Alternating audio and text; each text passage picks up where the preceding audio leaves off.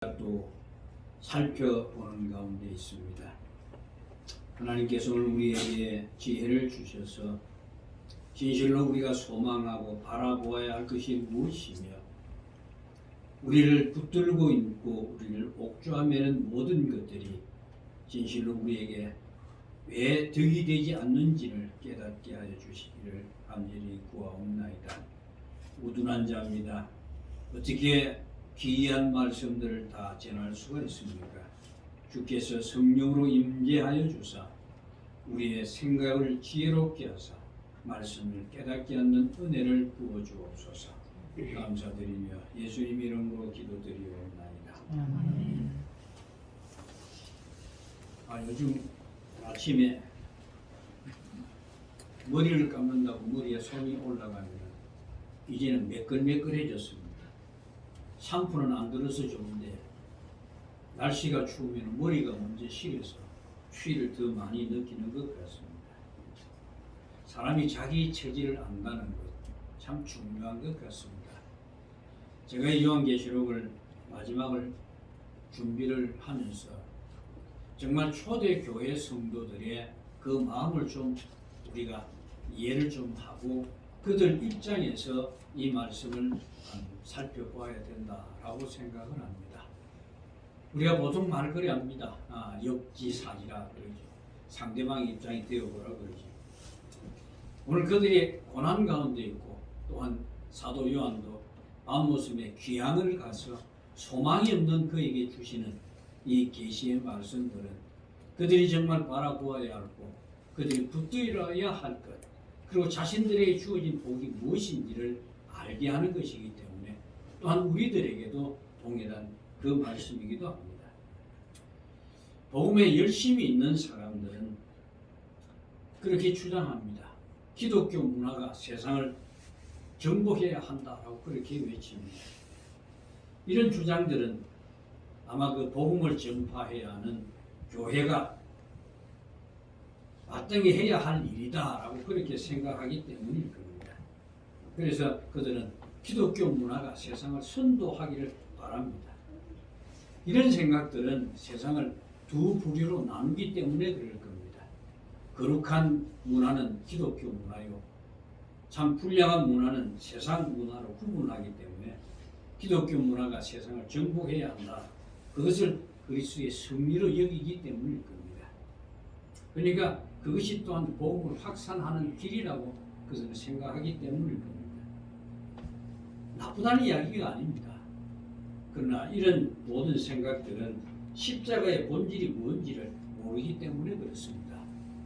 여러분 그 사람들이 기독교 문화라고 하는 것은 교회 냄새를 풍기는 그런 교회 문화이고 종교 문화일 뿐입니다.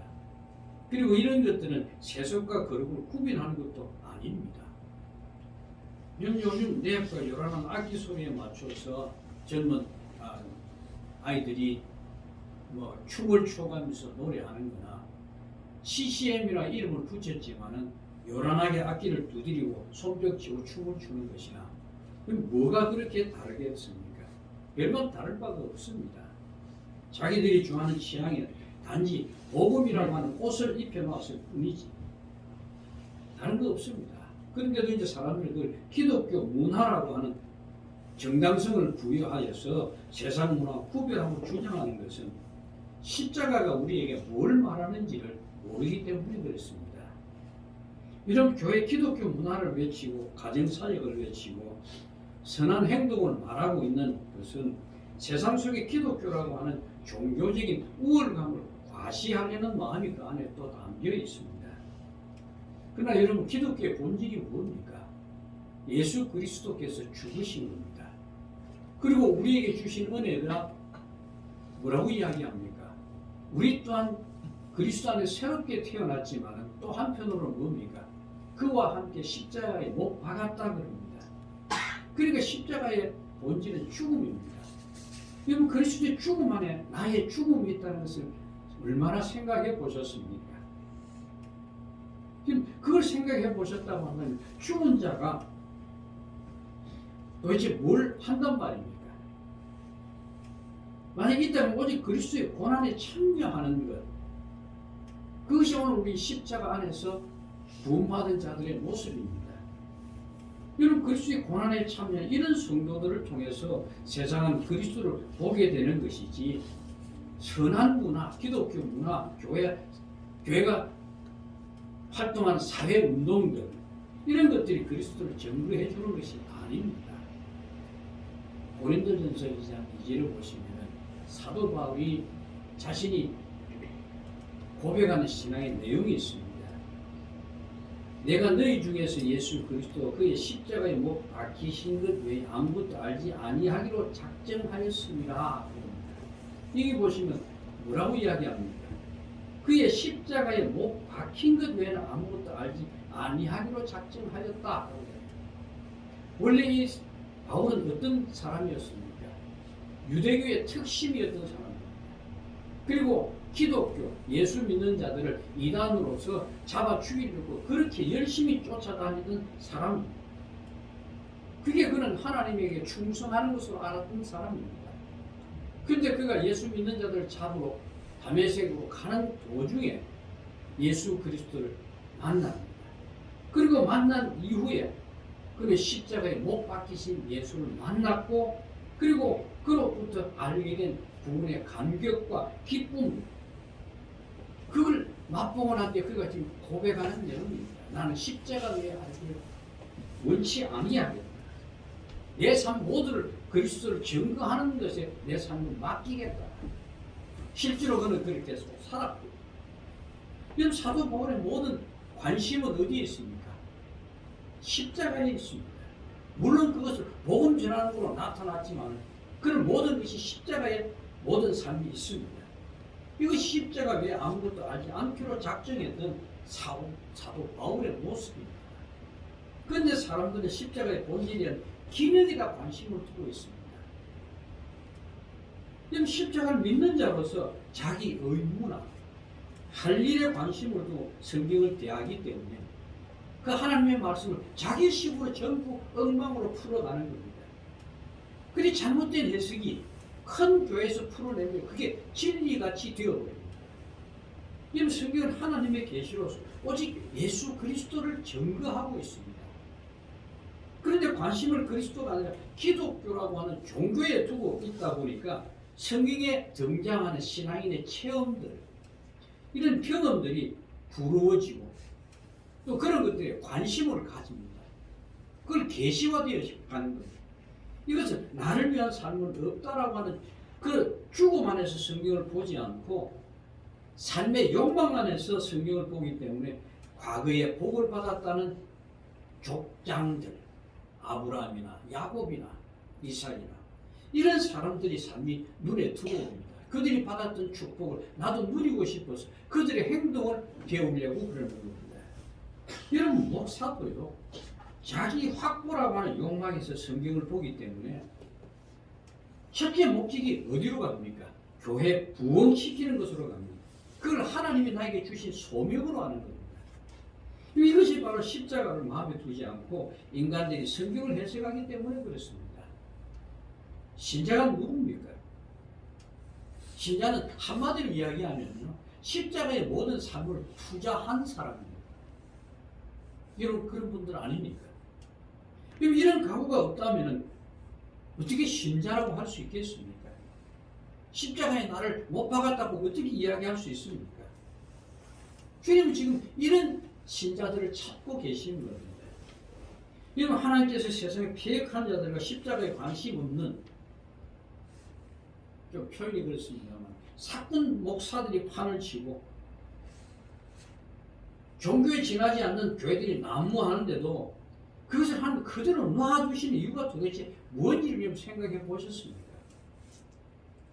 저런 교회는 문을 닫게 하면 좋겠는데 도리어 더 크게 성장하는 것, 왜 그냥 놔두겠습니까? 그 속에서만 자기 백성은 구별해낼 수 있기 때문에 그렇습니다. 여러분, 세상에는 어차피 예수 믿지 않는 자들 아닙니까? 그래서 예수 믿는 자들이 모인 그 안에서 참 신자들을 걸러내는 겁니다. 앞서 7 교회들에게 잠시 말씀드리고 이렇게 건너뛰어 버렸는데, 왜 그런가 하면은 한번 교회를 본으로 에베소 교회를 설명드렸으니까 이 건너뛰어도 되겠다 싶어서 빨리빨리 넘어가려고 그럽니다. 지금 7교회를 우리에게 본으로 보여주신 것은 뭡니까? 그것들이 잘하는 것과 못하는 것이 함께 섞여 있지. 이것을 가만히 생각해 보시면은 잘하는 것이 그 하나님이 원하시는 교회이고 못하는 것은 하나님이 책망하는 교회란 말입니다. 그리고 지금 4장부터 22장까지는 참된 교회, 그러니까 생명책에 기록된 성도의 구원이 얼마나 영광스러운 것인가라는 것을 말하고 있는 겁니다. 그래서 교회가 아닌 것, 다시 말씀드리면 생명책에 기록되지 못한 자의 심판에 대해서 말씀하고 있는 겁니다. 그런데 문제는 사람들이 성경을 볼 때 어디다 관심을 제일 많이 쏟나 하면은 삶에다 관심을 두고 보기 때문에 지금 하늘에서 어떤 일이 벌어지고 세상에 닥친 일이 무엇인지 거기에 대한 관심이 없는 겁니다. 오직 자기 삶이 평안하고 신자라는 이름에서 벗어나지 않게만 살아가면 그것이 다 된 것으로 그렇게 생각을 하는 겁니다. 여름에 그 물놀이 갔다가 사고를 많이 당하지요. 특히나 지리산 계곡 같은데 물놀이 하는데 정신이 팔려 있다가 비가 위에서 많이 와가지고 갑자기 물이 불어나는 줄 모르고 있다가 물에 휩쓸려 내려가는 사람들 많은 사람이 죽죠. 이거 왜 그렇습니까?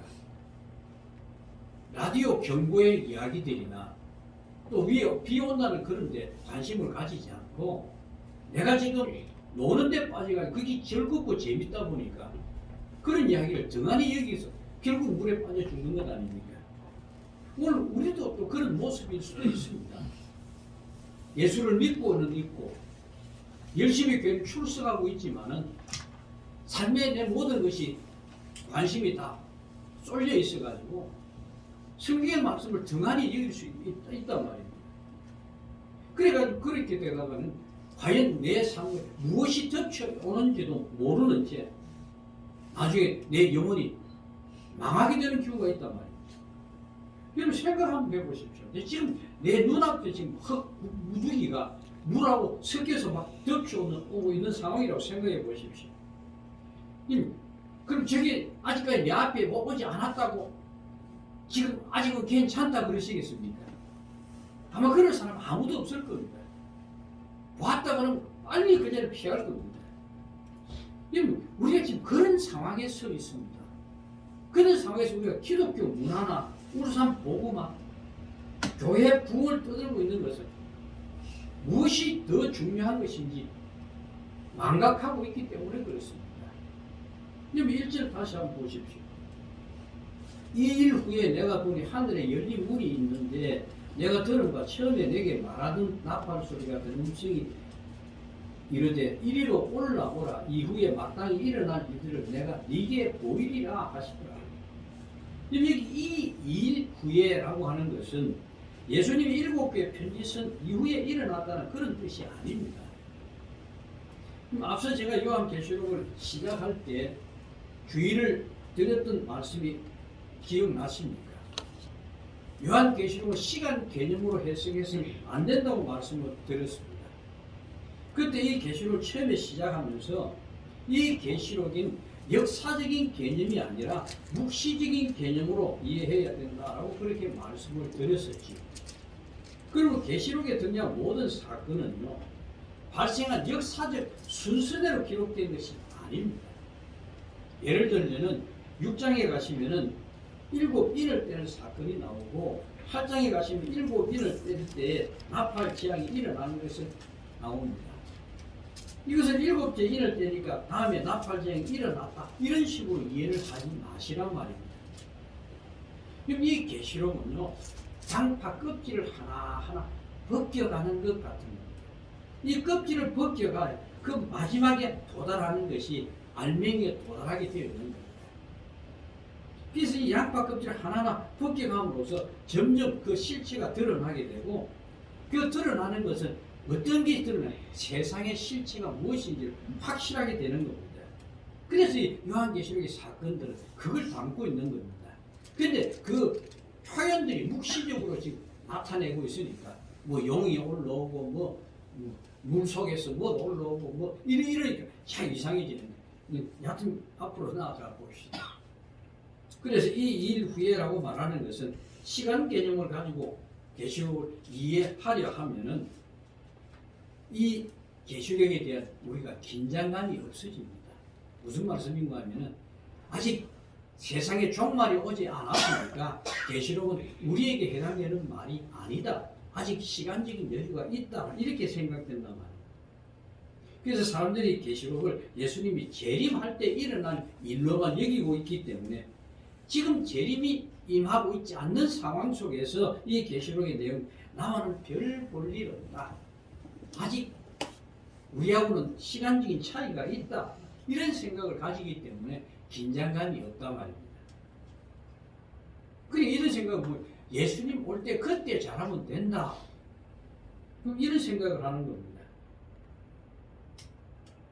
누가복음에 보면 재밌는 표현이 하나 있습니다. 비유지요. 열처녀 비유가 나옵니다. 그 열처녀 비유에 보면 5처녀는 기름을 미리 준비하고 있고 5처녀는 지금 쓸 것만 준비하고 있습니다. 근데 신랑이 일찍 옵니까? 늦게 옵니까? 늦게 옵니다. 그러다 보니까 기름을 미리 준비한 처녀들은 늦게 오는 신랑을 맞을 수가 있었습니다. 그런데 준비하지 않은 처녀들은 바깥 내어 쫓김을 당합니다. 그들은 왜 그런 생각을 했을까요? 아직 준비하지 않아도 된다. 아직 안 왔으니까. 급박한 일이 아니니까 나중에 해도 된다라고 생각했기 때문에 그랬습니다. 이것이 무엇 비유입니까? 천국에 들어가지 못한 자의 비유입니다. 그들을 생각할 때 어느 쪽이 지혜로웠습니까? 오지 않았을 때는 미리 준비를 하지 않았던 아이들이 지혜로웠을 겁니다. 괜히 번거롭게 무겁게 왜 준비하느냐. 그러나 신랑이 늦게 옴으로 인해서 갑자기 나타나 버리잖아요. 그럼 언제 준비를 합니까? 그럼 사람들이 심판에도 아주 느긋한 마음들을 가지고 있습니다. 그렇게 하는 이유가 뭡니까? 아직 멀었다는 거죠. 그때 가서 준비해도 된다는 그런 생각 아닙니까? 그러나 5처녀, 준비한 처녀들은 왜 준비했습니까? 지금의 일이라고 생각했기 때문에 준비한 것 아닙니까? 혹시 늦을지라도 이게 지금 준비해야 된다는 것 아닙니까? 그러니까 나중 일을 지금 일로 여긴다는 것은 시간적인 차이를 생각하지 않는다는 이야기 아닙니까? 만약 지금 당장 나에게 물이 접촉하고 있다는 걸 생각해 보신다면 당장에 내가 해야 할 일이 뭐겠습니까? 피하는 것 아닙니까? 분명해지는 것 아닙니까? 우리가 세상이 생명이 아니고 세상에 의미가 있고 가치 있는 것이 아님을 깨닫게 되었다는 것. 상대적으로 세상보다 더 의미 있는 것을 내가 가지고 있다는 이야기 아닙니까? 지금 사막에서 길을 헤매고 있습니다. 지금 목이 갈증이 나서 죽을 판입니다. 그런데 앞에 물건이 보따리가 하나 떨어져 있는 겁니다. 보니까 양 가죽으로 된 주머니예요. 그러니까 물주머니다 싶어서 쫓아가서 열어봤는데 나오는 게 진주가 쏟아졌습니다. 그러면 지금 목이 타 죽어가는 사람이 그 진주를 보고 야 땡이 잡았다 그러겠습니까? 아무 소도 없습니다. 도리어 불평할 겁니다. 물이 아니었단 말이냐. 이게 중요합니다. 신자는요, 죽음이라고 하는 물 속에서 빠져나오기 위해서 허우적대는 자들이 아닙니다. 이미 물 속에서 빠져나온 자들입니다. 이것을 말하고 있는 것이 요한계시록입니다. 다시 말씀드리면은 이것은 구원을 위한 책이 아니고 구원 받은 자들을 위로하는 책이란 말입니다. 그러니까 계시록은 이미 심판 자리에서 빠져나온 자들입니다. 여러분은 이미 심판 자리에 빠져나왔단 말입니다. 그래서 빠져나온 자리에서 누구를 보고 있는 심판받을 자리를 보고 있는 거예요. 어떤 자들이 심판을 받는가 그걸 보고 있단 말이에요. 그래서 세상에서 빠져나온 자들로서 왜 세상이 망해야 되는가 이것을 여러분 바라보고 있는 자들이라고 해요. 그럼 우리가 뭘 선포해야 합니까? 생명이 뭔지를 선포해야 되지. 그게 무엇으로 선포합니까? 우리의 삶으로 보여줘야 합니다. 그럼 우리의 삶이 어디에 있단 말입니까? 땅의 것에 연연하고 땅의 것을 찾기 위해서 바둥거린다고 한다면 우리 세상 사람과 아무도 다를 바가 없지 않습니까? 이미 우리는 하늘에 있는 자인데도 불구하고 세상에 속해서 살아간다면 이것 끝이 답답한 게 어디 있습니까? 지금 목에 지금 갈증이 나서 물이 아니면 지금 죽을 판인데 진주를 얻기 위해서 쫓아다니는 그런 바보가 있겠습니까? 없습니다. 우리는 몸이 지금 이 땅에 있다는 것 때문에 우리 하늘과는 자꾸 별개로 생각하니 아니요. 우리는 이미 하늘에 있는 자란 말입니다. 1절에서 보면 하늘에 열린 문이 있고 사도 요한은 올라오라고 합니다. 그리고 세상에 일어난 일들을 지금 보여줍니다. 결국 요한은 하늘에 앉아서 뭘 보고 있습니까? 심판받아야 할 세상 사람들의 일을 느긋한 마음으로 바라보고 있는 거예요. 이런 말들이 십자가의 본질을 이해하지 못한 사람들에게는 참 허황된 말로 들릴 수 있습니다. 왜요? 그들의 눈에는 세상이라고 하는 현실밖에 보이지 않기 때문에 그렇습니다. 조금 전에 제가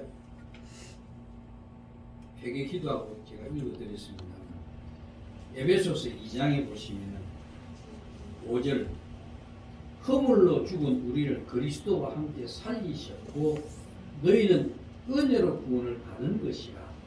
또 함께 일으키사 그리스도 예수 안에서 함께 하늘에 앉히시니. 에베소서 2장 5절 6절에 보시면은 그리스도 안에서 구원 받은 자고 이미 하늘에 앉은 자라고 말씀한단 말이에요. 이 은혜를 아는 자에게 세상은 현실이 아니라 하늘에 앉아 있는 것이 현실입니다.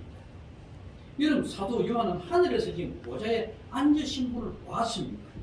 그 모습이 벽옥과 홍보석 같고 무지개가 보좌를 둘르는 그 모양이 녹보석 같더라 하라고 합니다. 그럼 이 요한의 체험이 얼마나 놀랍습니까? 왜 이런 것을 지금 요한이 본 것을 성경에 기록해 놓았습니까? 비록 요한이 보고 지금 기록해 놓았지만 오늘 우리가 무엇을 봅니까? 요한을 통해서 우리도 같은 것을 보고 있단 말이에요. 장차 우리가 하늘에서 보여야 될 것, 미리 지금 보게 한 것. 이것을 현실로 본다면 세상은요, 시시하게 보일 수밖에 없을 겁니다. 여러분, 에덴 동산에서 살고 싶은 것이 우리 마음 아닙니까? 그럼 계시록 22장을 펴보시죠. 이와 계시록을 찾아봤습니까?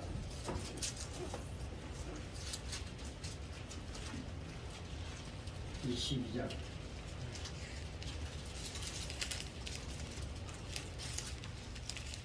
자, 1절부터 3절까지 같이 한번 읽어보십시오. 시작. 내게 보이니 하나님 및 어린 양의 어울자로 강황사울을 생명나무가 있어 12가지 열매를 맺게 다양한 그 열매를 맺고 그 나무 잎사귀들은 나무불치를 이하여 있더라. 다시 수가 없으며 하나님과 그 어린 양의 보좌가 그 가운데 있으니 그의 종들이 그를 섬기며 그의 됐습니다. 예.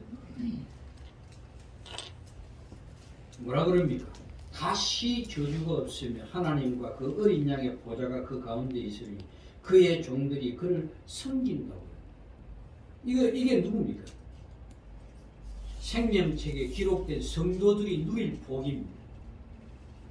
지금 우리 몰골이 초라하다고 해도 천국에 가게 되면 말할 수 없는 영광의 옷을 입는단 말이에요. 이것을 미리 본 신자라면은 그의 눈에 보이는 세상은 아무것도 아닙니다.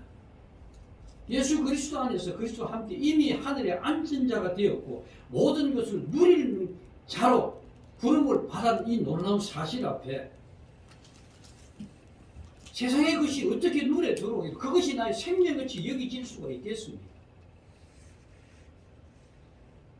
여러분 세상에서 갖고자 하는 것은 왜 그렇습니까? 그것이 좋아 보이기 때문에 그런 것 아닙니까? 여러분 그것이 시시해 보인다고 하는 그걸 가질 필요가 있겠습니까? 아무도 가지고 왜 안 쓸 겁니다. 결국 이 신자가 세상의 마음을 돌릴 수 없다는 것은 세상의 것이 좋아 보이기 때문에 그렇습니다. 그것이 내게 생명 같고 그것이 나의 전부라는 생각을 가지기 때문에 포기 못하는 겁니다. 우리의 이런 마음을 어찌겠습니까?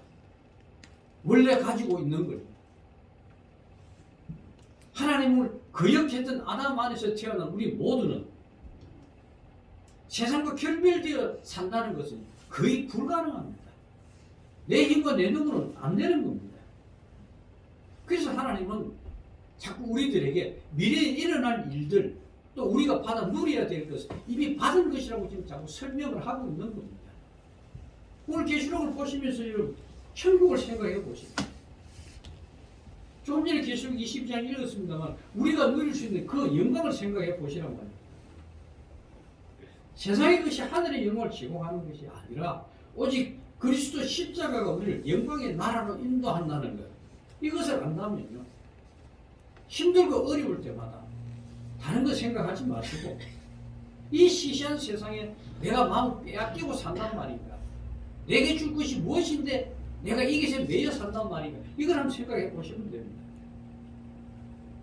이게 여러분 생각이 된다고 그것이 내 마음속에 자리를 잡는 그리스도보다 가치 있는 것은 아무것도 없을 겁니다.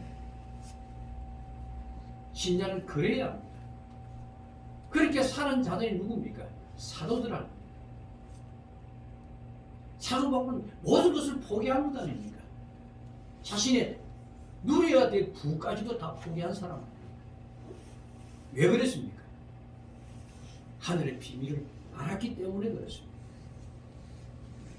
사도 요한이 지금 하늘 문이 열리고 하늘에 올라오라 해서 그 허락했던 그 요한에게 하늘의 비밀이 그게만 허락한 것이 아닙니다. 지금 우리는 요한을 통해서 요한이 보는 세상을 우리가 보고 있는 겁니다. 우리에게도 그 문이 열려 있는 겁니다. 여러분 예수님이 십자가에 못 박혀 돌아가실 때 휘장이 갈라져 버리죠. 그 휘장이 갈라진 건 뭡니까? 인간이자 하나님 마음대로 예배하게 되었다라는 그런 의미입니까? 물론 그게 틀리지가 맞습니다. 그러나 여러분 보세요. 휘장이 찢어져서 왔다 갔다 하게 되었다는 이야기는 뭡니까? 그 지성소가 한 군데 이제 머물러 있는 것이 아니고 세상 모든 것이 하나님의 지성소가 되었다는 이야기입니다. 그래서 이 지성소에는 이 세상이 하나님을 거역하는 자는 심판을 받게 되어버립니다. 통로가 완전히 열려버린 겁니다. 그래서 하나님의 뜻을 따르지 않는 자들은 하나님의 영광을 가리는 자들은 심판을 받게 되는 겁니다. 그러면 하늘 문이 열렸다는 것은 하늘의 영광이 세상을 심판한다는 의미란 말입니다. 그래서 요한이 하늘에서 영광을 보게 되고 그 영광의 나라에서 세상을 볼 때 세상의 실체가 어떤지를 봤던 겁니다. 이러고 난 뒤에 하나님이 하늘 문을 닫으셨습니까? 아닙니다. 열려 있습니다. 그래서 신자라고 한다면 그 하늘의 영광을 아셔야 합니다. 하늘의 영광을 알아야 하기 때문에 그걸 알아야 세상의 죄가 보이기 때문에 그렇습니다. 죄가 보이면 당연히 세상은 심판받을 수밖에 없는 곳이라는 현실이 들어옵니다. 물이 덮치고 흙더미가 덮치는 것이 세상의 본 모습인 것을 알게 되신다고 한다면 우리가 세상에 미련을 줄 필요가 아무것도 없는 거예요. 여러분 하늘의 영광을 허락받은 분들입니다. 약속받은 분들입니다. 옆에 아무리 누가 세상에 뭐 가진 것을 자랑하고 그것을 가지고 여러분을 엎어놓는다고 하도 그들에게 기죽을 필요 하나도 없습니다. 왜요? 그것은 다 썩어질 것밖에 없기 때문에 그렇습니다. 우리는 세상에 잘 되든 잘 못되든 돈이 있든 없든 권력을 가졌든 권력을 가지지 않았든 괜찮습니다. 왜요? 하늘의 영광으로 채워져 있기 때문에 그렇습니다. 하나님의 영원한 약속이 여러분에게 보장되어 있기 때문에 그렇습니다. 이보다 더 귀한 것이 어디 있습니까?